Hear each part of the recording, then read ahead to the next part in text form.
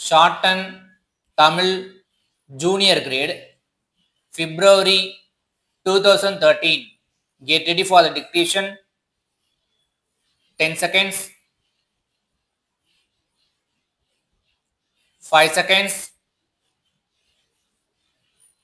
Get ready. Start. தலைவர் அவர்களே, அன்புள்ள பெரியோர்களே, ஆசிரியர் தினத்தை ஒட்டி நடக்கின்ற இந்த விழாவிலே பங்கு கொண்டு எனது கருத்துக்களை கூற வாய்ப்பினை நல்கியதற்கு என் மனமார்ந்த நன்றியை முதற்கண் தெரிவித்துக் கொள்கிறேன். நமது போற்றுதலுக்குரிய முன்னாள் இந்திய குடியரசுத் தலைவர் டாக்டர் ராதாகிருஷ்ணன் அவர்கள் பிறந்த நாளையே நாம் ஆசிரியர் தினமாக கொண்டாடி வருகிறோம்.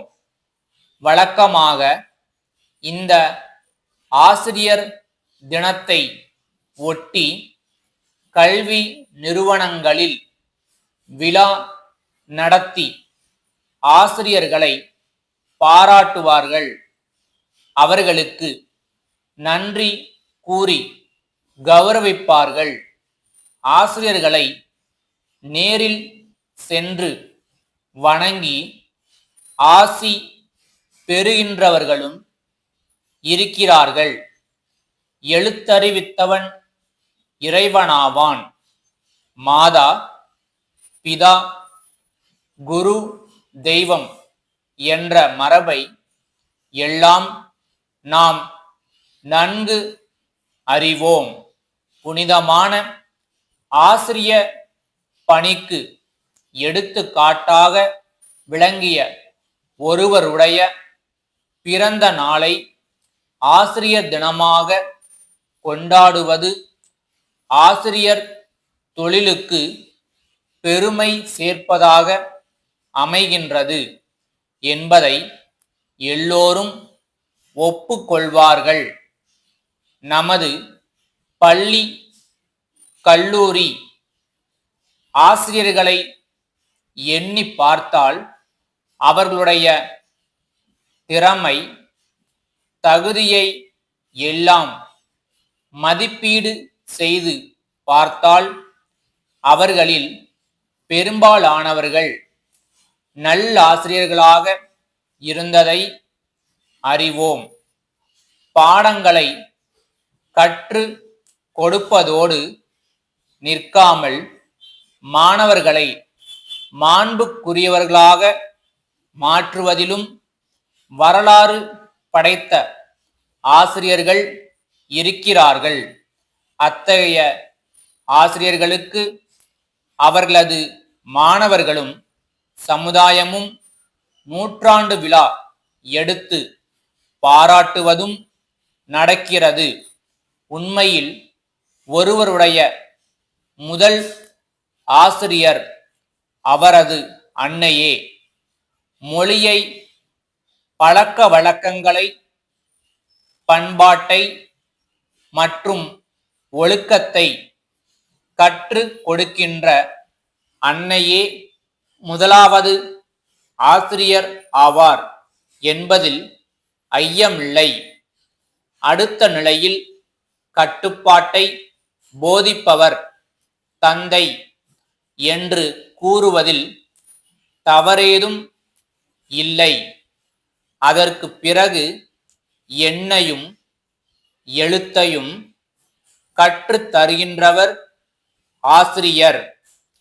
ஆசிரியர் தினம் என்றால் கற்றுக் கொடுத்த அனைவரையும் நன்றியோடு எண்ணி பார்க்கும் நாள் என விரிவாக பொருள் கொள்ளலாம் என்றே நான் கருதுகிறேன்.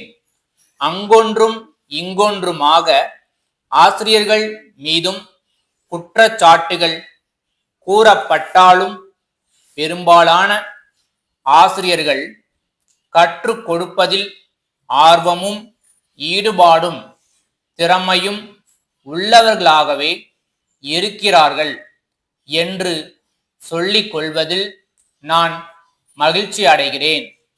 எனக்கு இந்த நிகழ்ச்சியில் பேசுவதற்கு வாய்ப்பளித்ததற்கு நன்றியை கூறி அமைகிறேன். மதுரையிலுள்ள வழக்கறிஞர் ராமன் பழனியில் தெற்கு ரத வீதி 4ஆம் இலக்கமிட்ட வீட்டிலிருக்கும் பாலன் என்பவருக்கு விடுத்த அறிக்கை. ஐயா, மதுரை மேலமாசி வீதியில் வசிக்கும் என் கட்சிக்காரர் திரு வேலன் அவர்கள் சார்பாக இந்த அறிவிக்கையை அனுப்புகிறேன். தங்களுடைய மகளின் திருமண செலவுக்காக என் கட்சிக்காரரிடம் 2 ஆண்டுகளுக்கு முன்பு ரூபாய் 10,000 கடன் வாங்கியதாகவும் ஓர் ஆண்டிற்குள் வட்டியுடன் திருப்பி செலுத்துவதாக வாக்குறுதி அளித்ததாகவும் பல முறை நேரிலும் கடிதம் மூலமும் கேட்டும் திருப்பி செலுத்தாமல் சாக்கு போக்கு சொல்லுவதாகவும் என் கட்சிக்காரர் தெரிவிக்கிறார். ஆகவே இந்த அறிவிக்கை கிடைத்த 15 நாட்களுக்குள் கடன் தொகையை வட்டியோடு சேர்த்து என்னிடமோ அல்லது என் கட்சிக்காரரிடமோ செலுத்தாவிட்டால் நீதிமன்றத்தில் வழக்கு தொடர்ந்து செலவு தொகையோடு வசூல் செய்ய நேரிடும் என்பதை அறிவுறுத்துகிறேன். தங்கள் உண்மையுள்ள ஸ்டாப்.